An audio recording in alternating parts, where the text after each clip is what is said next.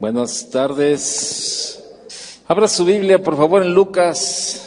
Ahora tenemos los dos grupos aquí, ¿verdad? Bien, pues qué bueno. Sirve de que aprenden algo conmigo. Con Chava no aprende nada, yo sé. Eso yo estoy bien convencido que con Chava puro rollo avienta nada más. Lucas capítulo 8, por favor. Vamos a ver ahí algunas parábolas, ¿verdad? Vamos a ver ahí. Comienza el capítulo 8 diciendo que las mujeres que sirvieron a Jesús, ¿no? Y aquí en este tema, ¿verdad? Aquí vamos a ver dos parábolas en especial, ¿no? Dos parábolas de Jesús, la que es el sembrador y la lámpara encendida, ¿no? Y Jesús habló de relaciones personales, calmó una tempestad, expulsó demonios en Gadara, sanó a una mujer con flujo de carne y restauró a la vida a la hija de Jairo. Y bien, dice, aquí al continuar el ministerio de Jesús, vemos estos primeros 3 versículos del capítulo 8, dice, vemos a algunas personas que iban con él, algunas vinculadas a altos cargos. Dice el verso 1, aconteció después que Jesús iba por todas las ciudades y aldeas predicando, ¿verdad? Y anunciando el evangelio del reino de Dios. Lo acompañaban los 12 y algunas mujeres que habían sido sanadas de espíritus malos y de enfermedades. María, que se llamaba Magdalena, de la que habían salido 7 demonios. Juana, mujer de Chuza, intendente de Herodes, y Susana y otras muchas que ayudaban con sus bienes, ¿sí? Y luego después de ahí, o sea, eso es un comentario solamente que Lucas hace, ¿verdad? Como que dándole énfasis a quiénes eran los que acompañaban a Jesús. Luego dice el verso 4 que juntándose una gran multitud y los que de cada ciudad venían a él, les dijo por parábola, el sembrador salió a sembrar su semilla y mientras sembraba una parte cayó junto al camino. Fue pisoteada y las aves del cielo se la comieron. Otra parte cayó sobre la piedra y después de nacer se secó, porque no tenía humedad. Otra parte entre los espinos, cayó entre los espinos y los espinos que nacieron juntamente con ella la ahogaron. ¿Sí? Qué tremendo, ¿no? Y otra parte cayó en buena tierra y nació y llevó fruto a 100 por 1. Hablando estas cosas decía a gran voz, el que tiene oídos para oír, oiga. Y sus discípulos le preguntaron diciendo, ¿qué significa esta parábola? Y él dijo, a vosotros es dado conocer los misterios del reino de Dios, pero a los otros por parábolas, para que viendo no vean y oyendo no entiendan. Esta es pues la parábola. La semilla es la palabra de Dios y los de junto al camino son los que oyen. Y luego viene el diablo y quita de su corazón la palabra para que no crean y se salven. Los de sobre la piedra son los que habiendo oído reciben la palabra con gozo, pero éstas no tienen raíces. Creen por algún tiempo y en el tiempo de la prueba se apartan. La que cayó entre espinos, estos son los que oyen, pero yéndose son ahogados por los afanes y las riquezas y los placeres de la vida y no llevan fruto. Mas la que cayó en buena tierra, estos son los que con corazón bueno y recto retienen la palabra oída y dan fruto con perseverancia. Aquí vemos que el sembrador, ¿quién es? Jesús. La semilla, la palabra. Los pájaros son un símbolo del diablo, ¿sí? Y los lugares pedregosos son aquellos que reciben la palabra de Dios con un entusiasmo humano y emocional, como tantas veces hemos visto, ¿verdad? Por eso nosotros, somos medios apáticos, vamos a llamarlo de esa manera, a la cuestión de las campañas. Por eso, porque siempre hay gente emocional. Hay gente emocional que tiene un entusiasmo humano, ¿verdad? Y lógico es que, bueno, usted ahí son de los es como cuando van a ver una película, ¿no? La vida es bella, llore y llore, y luego el niño con pijama de rayas, y luego lloran ahí, ¿verdad? Y luego que van a ver la de Titanic, y porque Jack se ahogó, ahí están llorando también. Y es lo mismo que, fíjese, le estoy poniendo así ejemplos de películas, o sea, películas que son basadas en historias y a veces inventadas por el productor o el escritor del libro o de la película. O sea, que a veces son ficticias las situaciones que se viven y sin embargo la gente es tocada en sus fibras emocionales y humanas y comienzan a llorar y sienten, pobrecito y no sé qué, pobre de Jack, dejó sola a la novia ahí, ¿verdad? En la tablita y no sé cuántas cosas y llore, ¿verdad? Y eso es lo que sucede, ¿no? Los lugares pedregosos son aquellos que reciben la palabra de Dios con un entusiasmo humano y emocional. Y los problemas y la persecución desalientan su interés. Cuando vienen los tiempos difíciles, todas esas personas que llegan al Señor porque, se emocionaron, sí, Señor, yo mi vida entera te doy, yo estoy dispuesto a servirte y aquí, probablemente usted conoce gente así, que llegó con un entusiasmo y le prometió al Señor, olvídese, el cielo y las estrellas, pero comenzó a apretarle el zapato, ¿verdad? Comenzaron a llegar las pruebas en el Señor, ¿y qué hicieron? Dejaron todo abandonado, dejaron todo tirado y ya no quisieron seguir. Esos son de los que se refieren, esos son los que se refieren ahí precisamente, ¿no? O sea que llegan los problemas y la persecución y desalientan su interés. Por un tiempo estos oyentes de la palabra manifiestan un gran interés y un celo, pero una pequeña dificultad revela su verdadera fe. Y así es la vida de muchos cristianos, ¿no? Que luego después, con cualquier situación, no, pues ya no quieren saber nada. No, yo estaba mejor de donde vengo, allá, mi religión tradicional nunca tenía tantos problemas, y esto y lo otro y aquello, y comienza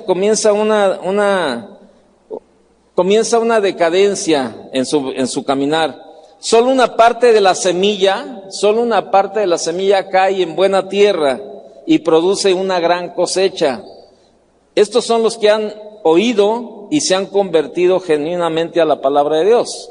Yo espero que todos los que estamos aquí en esta noche seamos convertidos genuinamente y que nada nos separará del amor de Dios.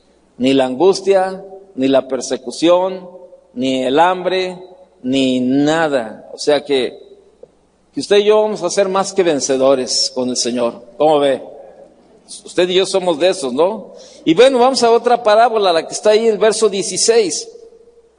Dice, nadie que enciende una luz la cubre con una vasija, ni la pone debajo de la cama, sino que la pone en un candelero para que los que entran vean la luz. ¿Sí? Así nada hay oculto que no haya de ser manifestado ni escondido, que no haya de ser conocido y de salir a luz. Mirad pues cómo oís, porque a todo el que tiene se le dará, y a todo el que no tiene, aun lo que piensa tener, se le quitará. Mire, esta parábola de la lámpara es una de acción. La luz crea responsabilidad.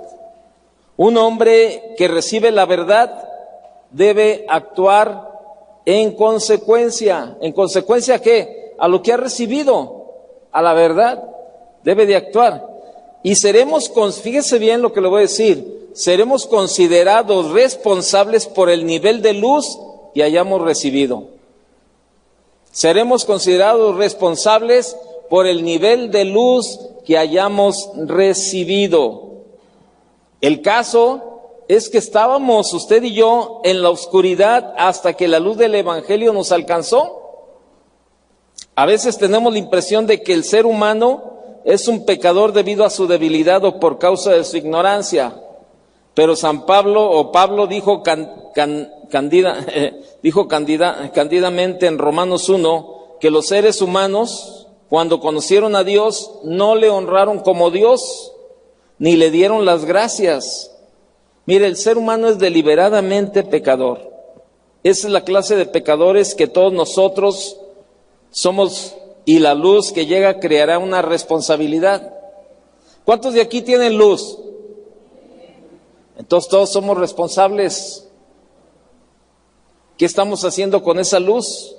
Llegamos a este mundo perdidos, y si no aceptamos la luz, que es Cristo, permanecemos perdidos.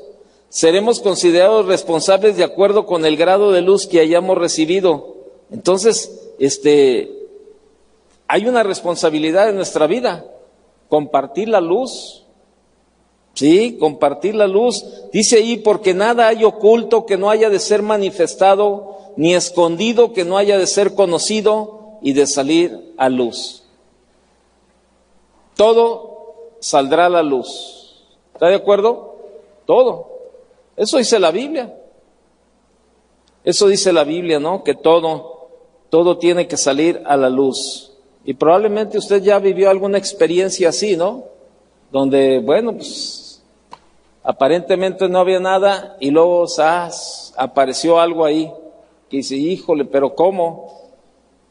Y a veces, de una manera, humanamente decimos, de una manera tan extraña, y salen las cosas, pero no es extraña. Lo que pasa es que es el mover de Dios, es como Dios mueve.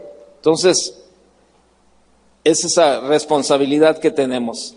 Luego el verso 19 dice, entonces su madre y sus hermanos vinieron a él, pero no podían llegar hasta él por causa de la multitud, y se le avisó diciendo, tu madre y tus hermanos están fuera y quieren verte.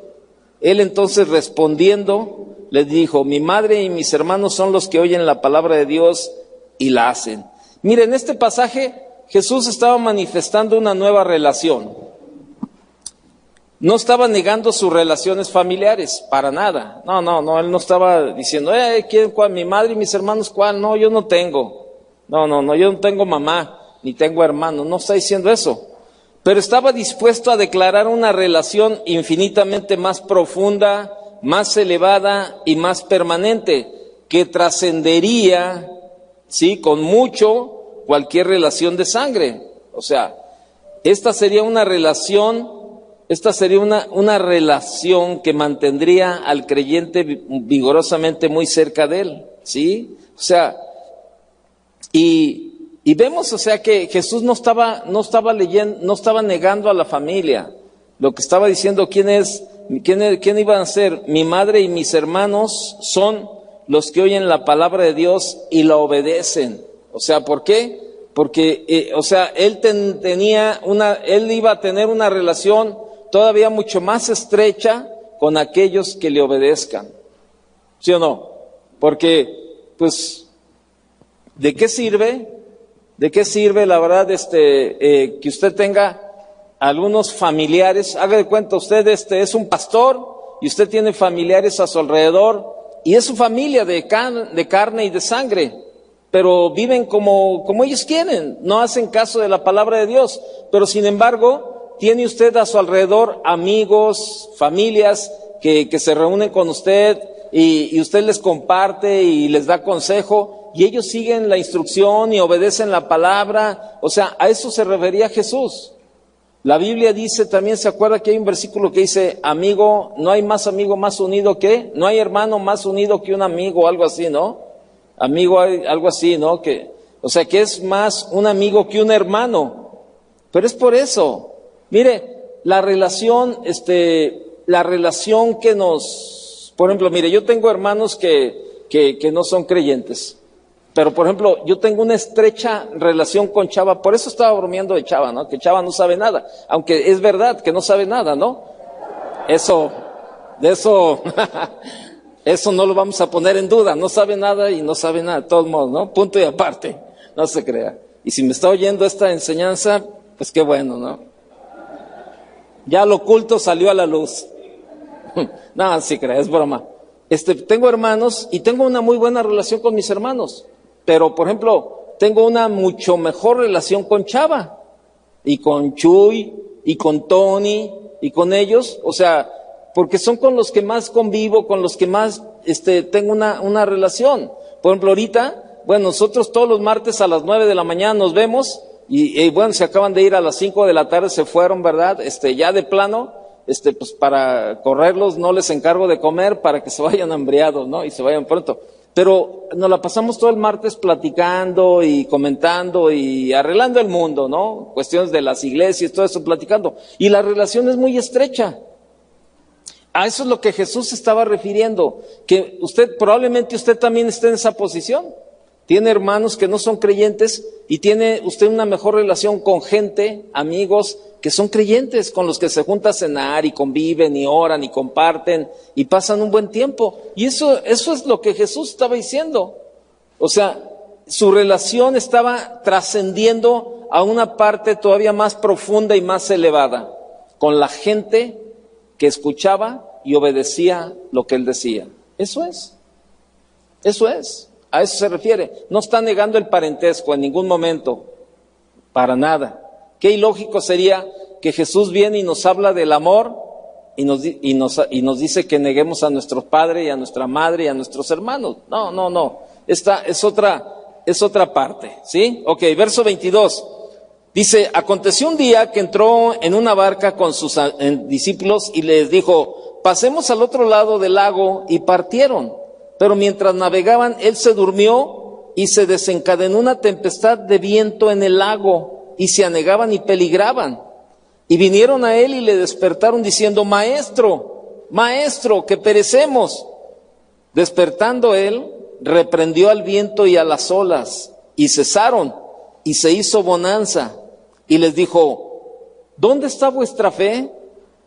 Y atemorizados se maravillaban, y se decían unos a otros, ¿quién es este que aún a los vientos y a las aguas manda y le obedecen? Fíjese qué ilógico, ¿no? O sea, Jesús dio la orden de cruzar el mar y surgió una tormenta que no era ordinaria.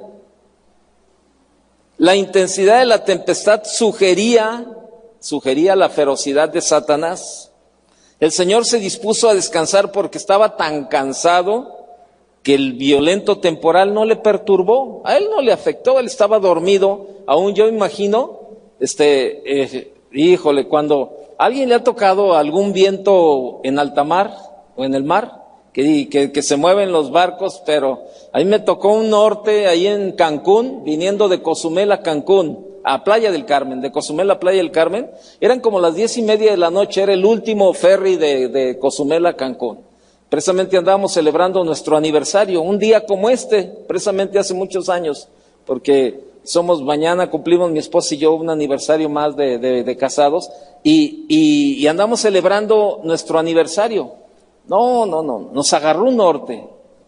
El barco se movía, pero olvídese. No, yo me acabé las uñas ese día, ¿no? De cómo se movía, todo eso así. Y la verdad, horrible. Y de veras, créamelo, ¿no? Y yo creo que, de acuerdo a lo que la Biblia nos enseña, yo creo que lo que pasaba esa vez aquí en el norte, en Cancún, no se compara con lo que la Biblia dice de esa tormenta, ¿no? Ha de haber sido una tormenta impresionante. Pero sin embargo, nada de eso le perturbó a Jesús. Los discípulos se asustaron porque temieron que todos los que estaban a bordo perecerían. Fíjese, o sea, ellos andaban con Jesús.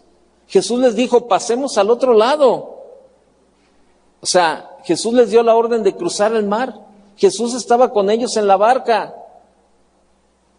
¿Usted cree que la barca se hundiría? Pues ahora decimos que no, ¿verdad? Bien fácil.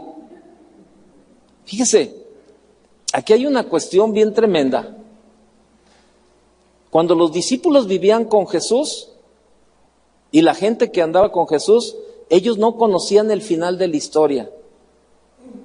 Y por eso hay muchas cosas en las cuales se justifica, o bueno, hablando humanamente, se justificaría que ellos dudaran en algunas ocasiones como en esa, ¿no? De que se asustaran y todo ese tipo de cosas.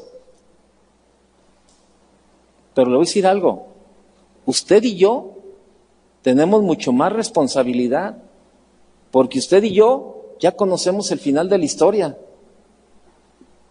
¿Me explico o no? ¿Sí me explico? Usted y yo ya conocemos el final de la historia. Ya sabemos en qué va a terminar la historia. Ellos no, ni Pedro, ni Juan, ni Pablo, ninguno de los que anduvieron con él sabían cómo iba a terminar la historia. Y usted y yo ya conocemos el final de la historia, y sin embargo, muchos todavía dudan en este tiempo de lo que Jesús puede hacer en su vida. Se la pongo en ese plan. Vuelvo a repetir, se justificaría que los discípulos se hayan asustado. Se justificaría, porque no sabía. Pero en el caso de nosotros, ya sabemos.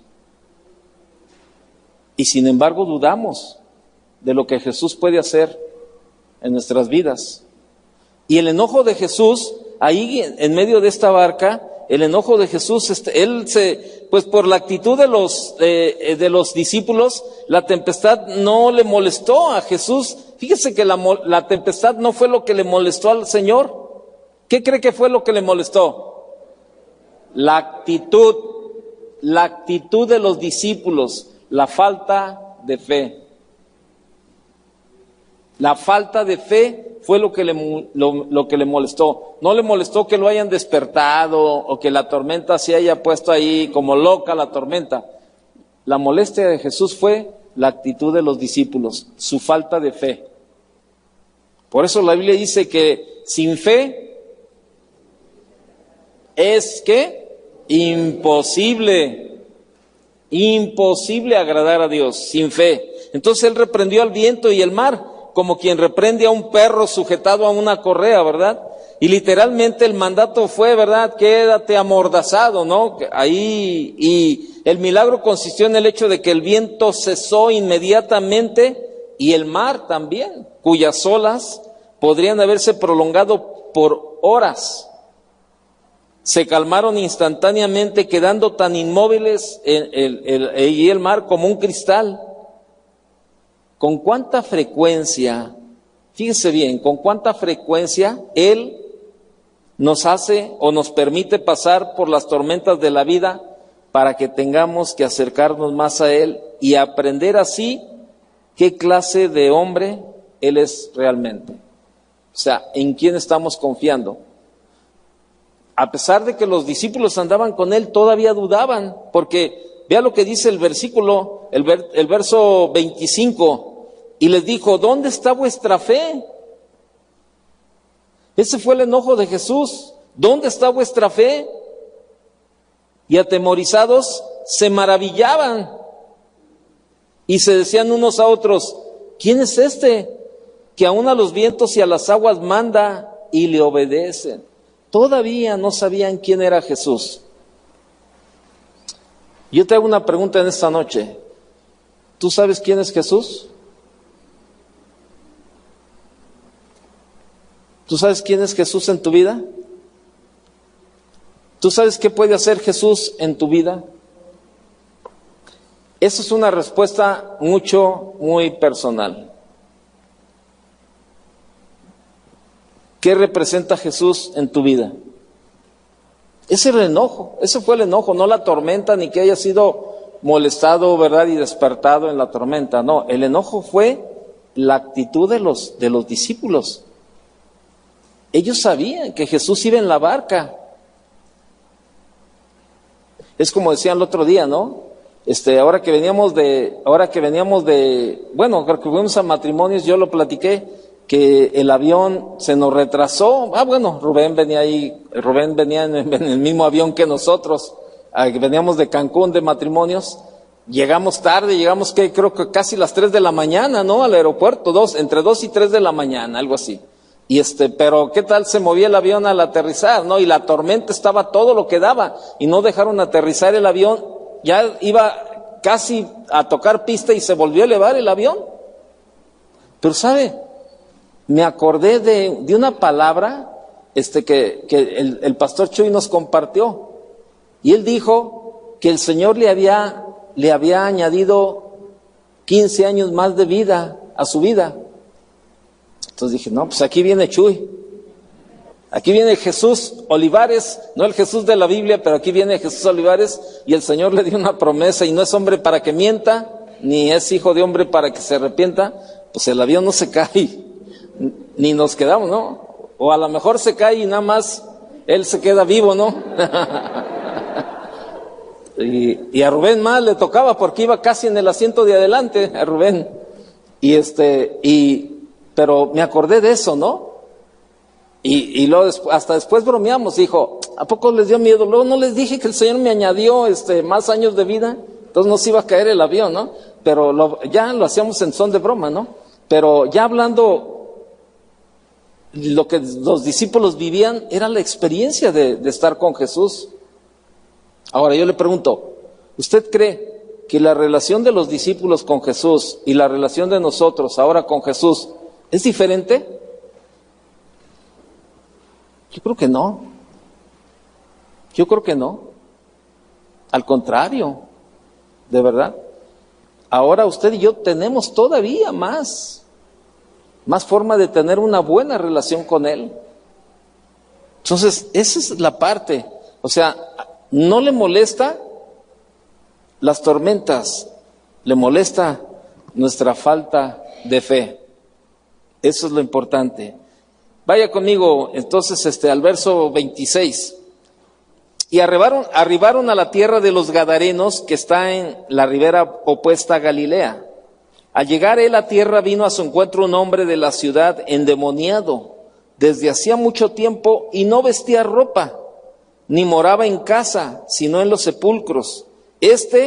Al ver a Jesús, lanzó un gran grito y postrándose a sus pies exclamó a gran voz: ¿Qué tienes conmigo, Jesús, Hijo del Dios Altísimo? Te ruego que no me atormentes, porque mandaba al espíritu inmundo que saliese del hombre, pues hacía mucho tiempo que se había apoderado de él, y le ataban con cadenas y grillos, pero rompiendo las cadenas era impelido por el demonio a los desiertos. Y le preguntó Jesús diciendo: ¿Cómo te llamas? Y él dijo: Legión, porque muchos demonios habían entrado en él. Y le rogaban que no los mandase ir al abismo. Había allí un hato de muchos cerdos que pasían en el monte. Y le rogaron que los dejase entrar en ellos, y les dio permiso. Y los demonios salidos del hombre entraron en los cerdos, y el hato se precipitó por un despeñadero al lago y se ahogó. Y los que apacentaban los cerdos, cuando vieron lo que había acontecido, huyeron, y yendo dieron aviso en la ciudad y por los campos. Y salieron a ver lo que había sucedido y vinieron a Jesús y hallaron al hombre de quien habían salido los demonios sentado a los pies de Jesús, vestido y en su cabal juicio, y tuvieron miedo. Y los que lo habían visto les contaron cómo había sido salvado el endemoniado. Entonces toda la multitud de la región alrededor de los Gadarenos le rogó que se marchase de ellos, pues tenían gran temor. Y Jesús, entrando en la barca, se volvió. Y el hombre de quien habían salido los demonios le rogaba que le dejase estar con él.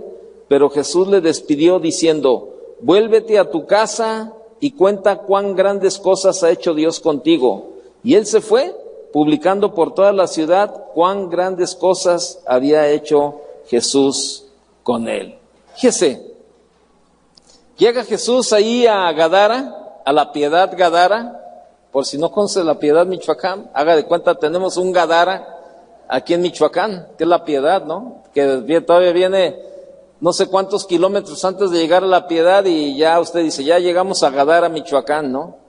Huele, bueno, ya ahora no tanto, ¿verdad? Porque ya sacaron, creo que las granjas porcinas de ahí de la Piedad, pero ya no huele tanto, pero bueno, todavía, ¿no? Entonces ahí vivía este hombre, un maníaco que estaba poseído por demonios. Debido a la profesión médica, ¿cuál era la profesión médica de Lucas? Ya se lo dije, ¿verdad?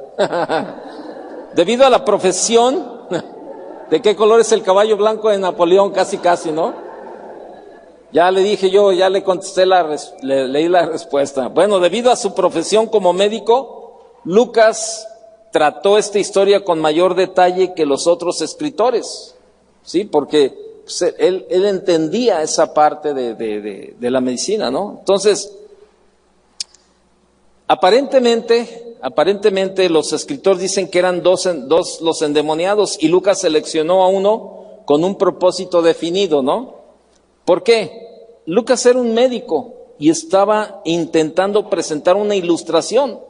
En cuanto al asunto de los demonios, hay quienes creen que pertenecen a la categoría de los fantasmas, los duendes, los gnomos, sátiros, fábulas, hadas, etcétera, etcétera.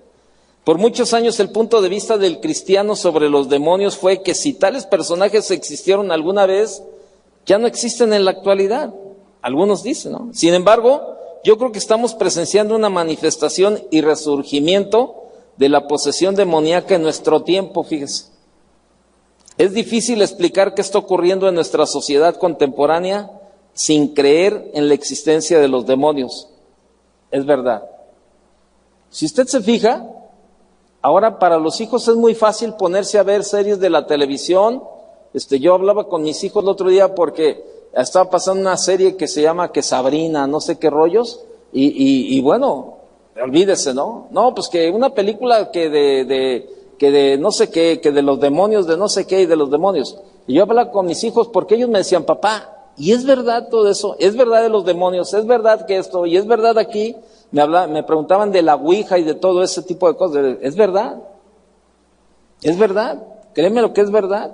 O sea, sí es verdad la cuestión de la ouija, ¿no? Y todo ese tipo de cosas, o sea, porque pues, son de las miles de formas en que se manifiesta Satanás. Pero, ¿sabe? Pero ahora no le damos el énfasis a ese tipo de cosas. Como que, no pasa nada. No pasa nada. Pero sin embargo, está habiendo muchas situaciones. Está habiendo muchas situaciones y muchas manifestaciones de niños con problemas en las escuelas. Su conducta es totalmente diferente. Conductas que están fuera de lo normal. Conductas de niños que luego andan ahí. Mi hija nos platicaba de un niño, de un alumno que tiene, que el niño dice que él es un, de esos, el que se come los otros animales en las películas de esos como dinosaurios, ¿cómo se llama? Un tigre, ¿qué? El Rex, pero él es el que se come, ¿se acuerdan?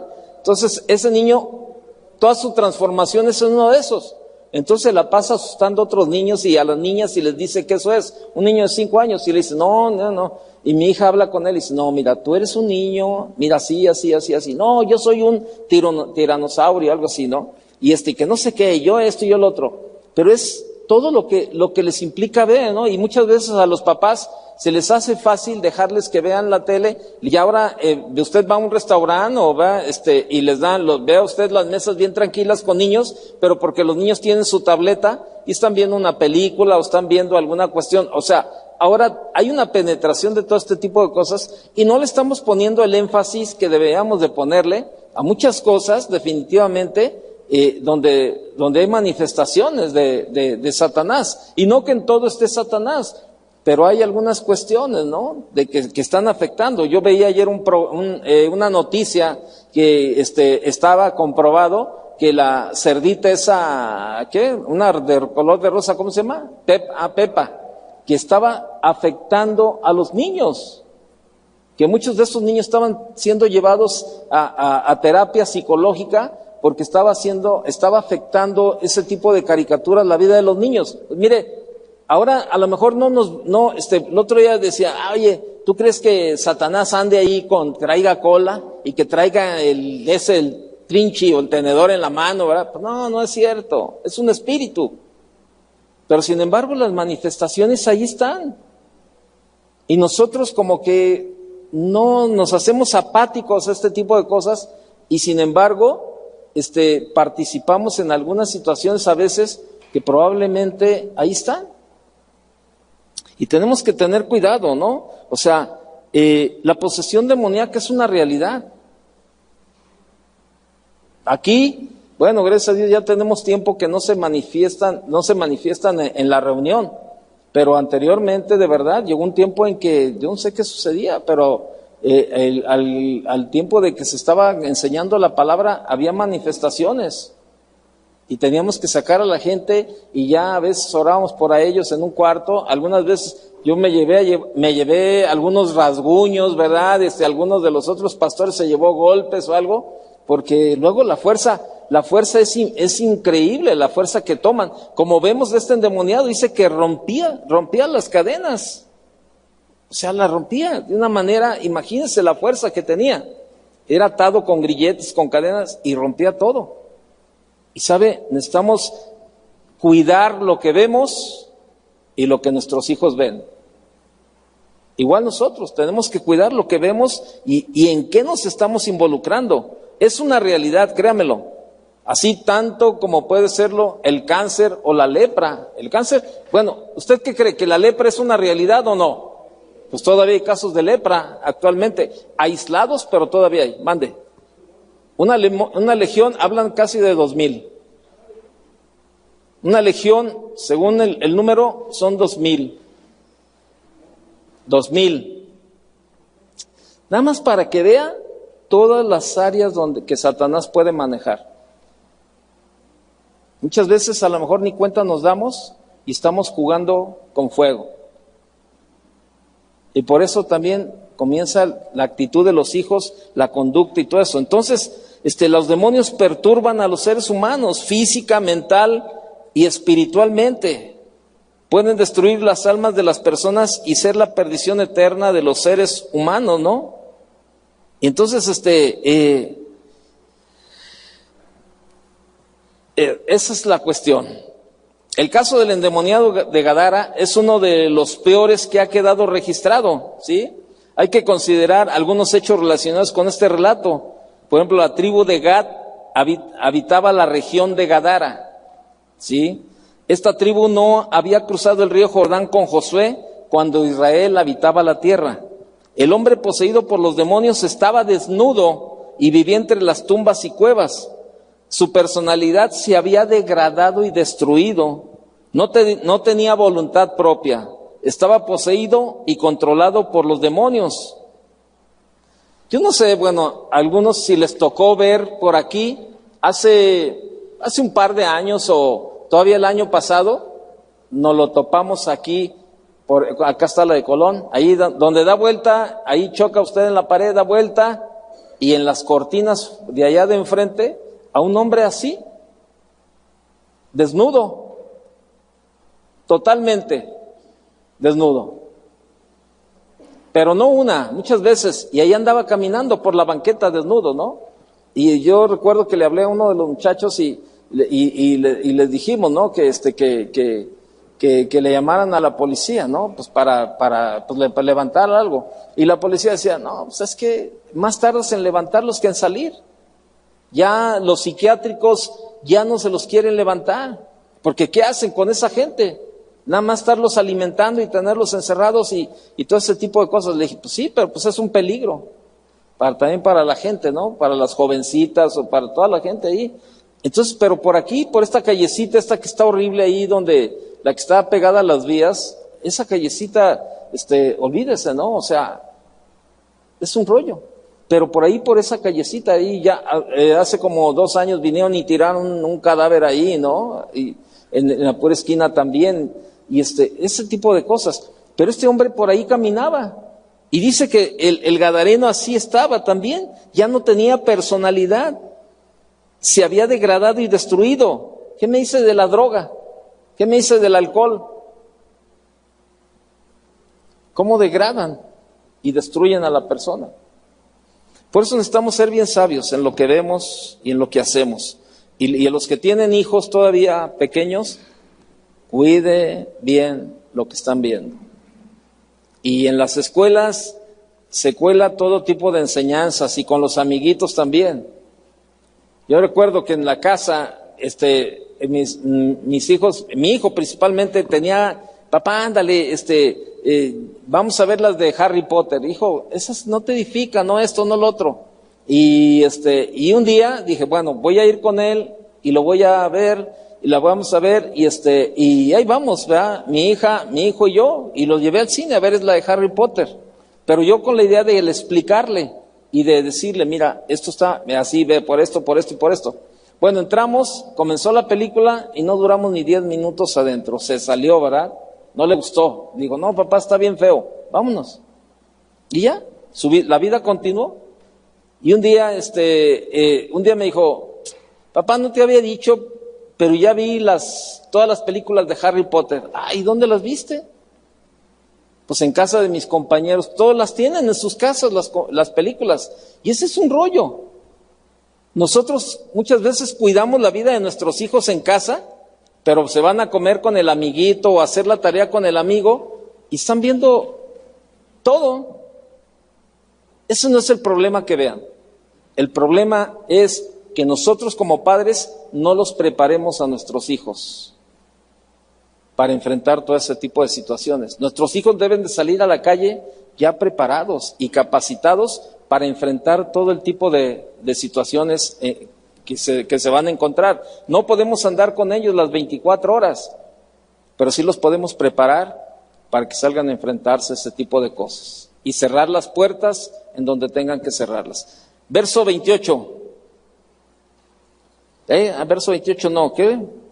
¿Cuál? Ya habíamos visto, ¿no? Entonces, ok.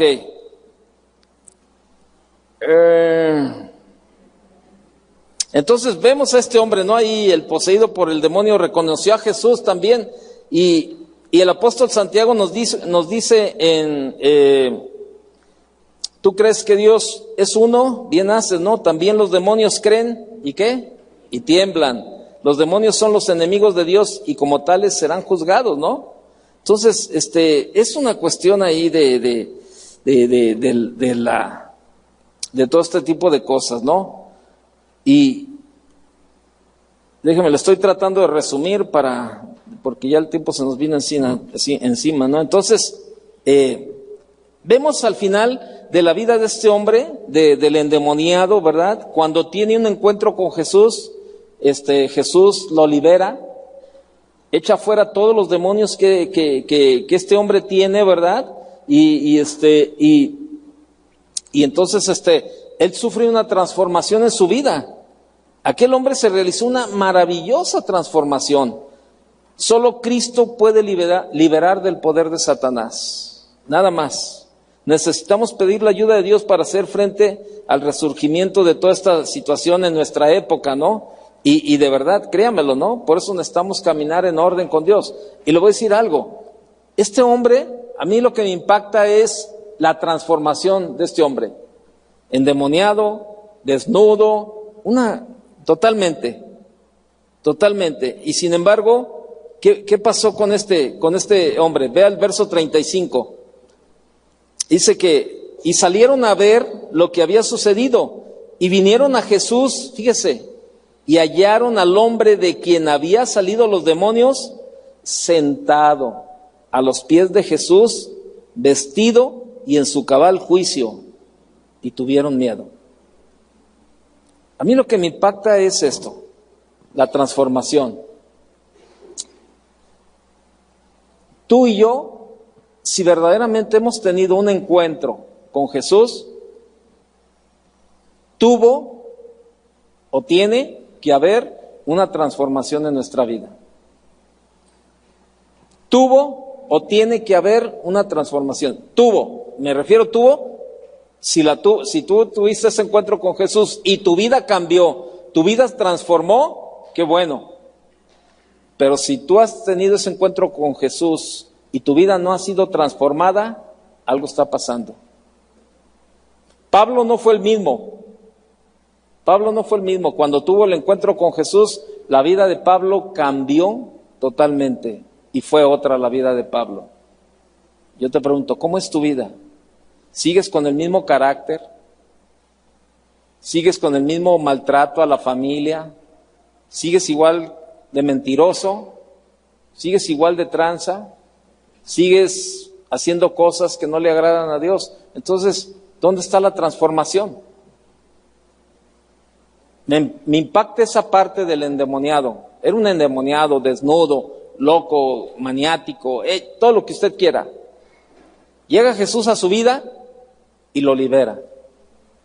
y lo encuentran sentado a los pies de Jesús, yo me imagino que escuchando las enseñanzas de Jesús, vestido y en su cabal juicio. ¿Por qué? Porque este hombre verdaderamente tuvo un encuentro con Jesús. Y yo te pregunto, si tú has tenido ese encuentro con Jesús, analiza tu vida, si ha habido una transformación o no, o si sigues siendo igual que antes. Bien, aquí nos quedamos por el momento. Dios le bendiga.